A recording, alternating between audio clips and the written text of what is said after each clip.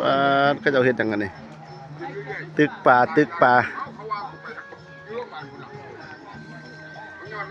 ผู้ใดเป็นสอบมีหรอบ่เนี่ยฮะไม่ใช่กระซังได้เป็นกระซังโอ้ได้เป็นกระซังมาสั่นปลายังละหันอันขาวๆหันนี่แต่ปลานิ่นลอยต่อยบ่อ๋อปลานิ่นลอยต่อยได้ว่าเป็นตัว2 โลบ่ได้แดงปลานิ่นตัวซ้ำนี่ตัวนี้ย่ายนี่หมาน้ำเพิ่นนี่บ่นี่ฮะ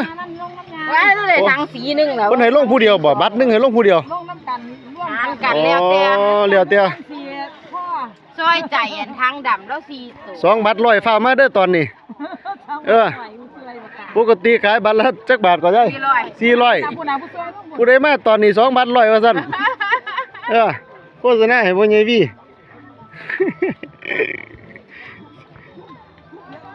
4 บัตร100โอ้ยบัตรละ400เพิ่นตึกแต่2 โมงแล้วพุ่นน่ะผู้มักเหี้ยก็400กันบ่อ๋อสะดุ้งก็400โอ้ยายน่ะคือได้ดูหรือเปล่าปลาหมอดเนี่ยยายหมอดบ่น่ะพุ่นน่ะโอ้ยอาญะเลยยกขึ้นยามนั้นเต็มยามนั้นไปพุ่นน่ะสะดุ้งกับมานขนาดได้พี่น้องสะดุ้ง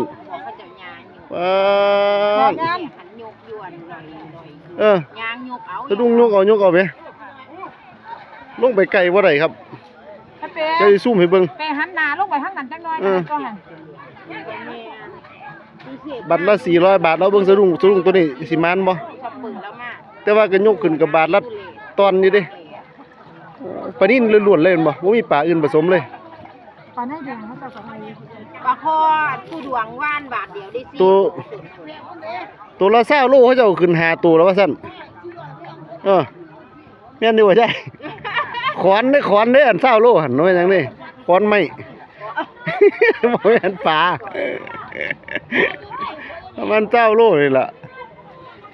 โอ้ยมาบ่ทันก็จะตึกแต่2 โมงว่าซั่นผู้แก่มาเมื่อผู้ละสอบ2 สอบผู้แก่เมื่อแล้วเนี่ยก็ได้บาทละตัว2 ตัวอยู่สามารถเปลี่ยนกำลังคนได้แม่นบ่ด่างลง4 คน3 คนก็แล้วแต่ได้การเอ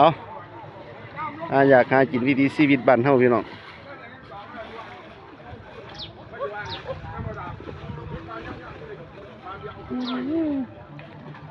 ได้การเอายกย้ายยกมันเอารุ่น